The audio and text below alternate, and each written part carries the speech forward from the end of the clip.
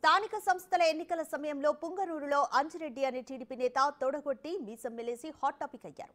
YCP నేతలను ఎదిరించి TDP కోసం నిలబడ్డ ఆయన తెగువను చంద్రబాబు, లోకేష్ సహా పార్టీ శ్రేణులు ప్రశంసించాయి. తాజాగా చంద్రబాబు సీఎంగా ప్రమాణం చేస్తుండటంతో ఆ కార్యక్రమానికి రావాలని ఆయనకు ప్రత్యేక ఆహ్వానం పంపారు.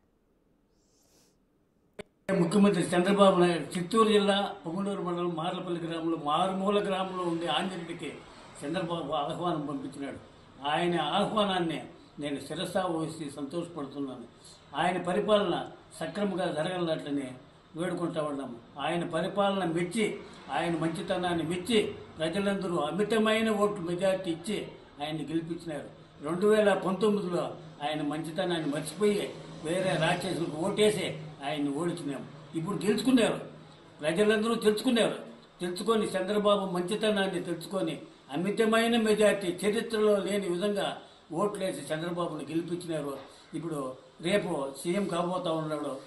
ఆయన మంచితనాన్ని ఒప్పుకొని ప్రధానమంత్రి మోడీ గారితో కూడా ఆయన ప్రమాణ స్వీకారానికి వస్తూ ఉన్నాడు.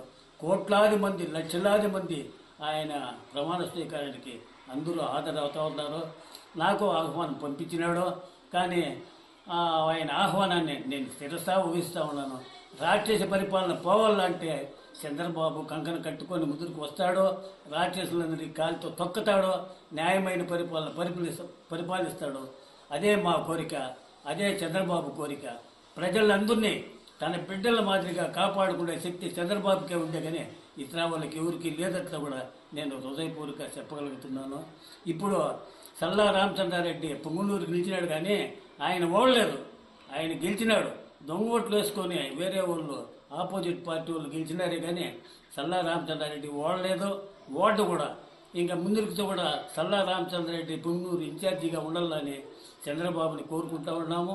ఇంకా రాబోయే దినాల్లో చంద్రబాబు పరిపాలన 3 పువ్వులు 6 కావిలు కాసేట్టుగా ప్రజలందరినీ సుఖజీవితులుగా కాపాడే శక్తి ఆయనకి ఇవ్వాలని ఏడుకొండల వెంకటరమణ స్వామిని వేడుకుంటూ సెలవు తీసుకుంటూ ఉన్నాము.